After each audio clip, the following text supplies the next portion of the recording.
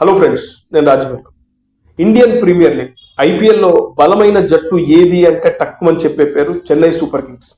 Dhoni, Ravindra Jadeja, Suresh Raina, Matthew Hayden, Mike Hussey ఇలా హెమాహేమీలందరూ Chennai Super Kings టీంలో ఉండేవారు.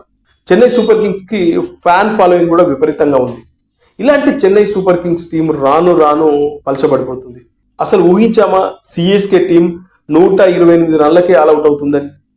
ఎందుకు చెన్నై సూపర్ కింగ్స్ ఇలా పలచనైపోతుంది? ఎందుకు వీళ్ళు సరైన ప్లేయర్స్ని వీళ్ళు ఆప్షన్లో తీసుకోలేదు అంటే అర్థం కాని ప్రశ్న. ఎందుకంటే చెన్నై సూపర్ కింగ్స్లో ప్రస్తుతం టీం చూస్తూ ఉంటే ధోని 2 వారాల పాటు టీంకు అందుబాటులోకి రాడు. అదేవిధంగా బ్రేవిస్ని నెక్స్ట్ మ్యాచ్లో ఆడిస్తారా లేదో తెలియదు. ఇక ఉన్నదంతా యంగ్ బ్లడ్లో ఇప్పటి వరకు ప్రూవ్ చేసుకున్న వాళ్ళు ఎవరు పెద్దగా లేరు. ఒక శివం దుబేను, అదేవిధంగా ఋతురాజ్ గైక్వాడ్ అంటావా ఎప్పుడు ఆడతాడో తెలియదు. ఆయుష్ మాత్రే కూడా లాస్ట్ సీజన్లో పర్వాలేదు, బాగానే ఆడాడు, కానీ ఈ సీజన్లో ఫస్ట్ మ్యాచ్లోనే డకౌట్ అయిపోయాడు.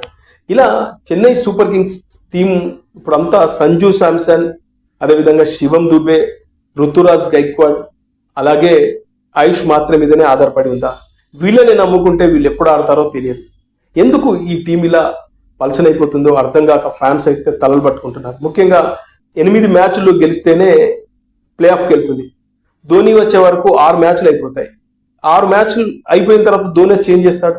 ఒకవేళ ఈ 8 మ్యాచ్లు ఖచ్చితంగా గెలవాలి, గెలవకపోతే ప్లే ఆఫ్స్ కష్టం అవుతుంది. అందుకే పోయిన సీజన్లో ప్లే ఆఫ్స్కి అయితే వెళ్ళలేదు. మరి ఈ సీజన్ అయినా ప్లే ఆఫ్స్ దాకానే వెళ్తుందా అంటే డౌటే అనేది నిన్నటి మ్యాచ్ చూస్తే అర్థమైంది. ఎందుకంటే చెన్నై సూపర్ కింగ్స్లో ఉన్న వాళ్ళందరూ కొత్తలే. ముఖ్యంగా కార్తిక్ శర్మ, అలాగే ప్రశాంత్ వీర్, వీళ్ళిద్దరికి కలిపి 28 కోట్లు ఖర్చు పెట్టారు. ఎందుకు చెన్నై సూపర్ కింగ్స్ యాజమాన్యం యాక్షన్లో మంచి టీమును సెలెక్ట్ చేసుకోలేకపోయింది అనేదే అభిమానులను వేధిస్తున్న ప్రశ్న.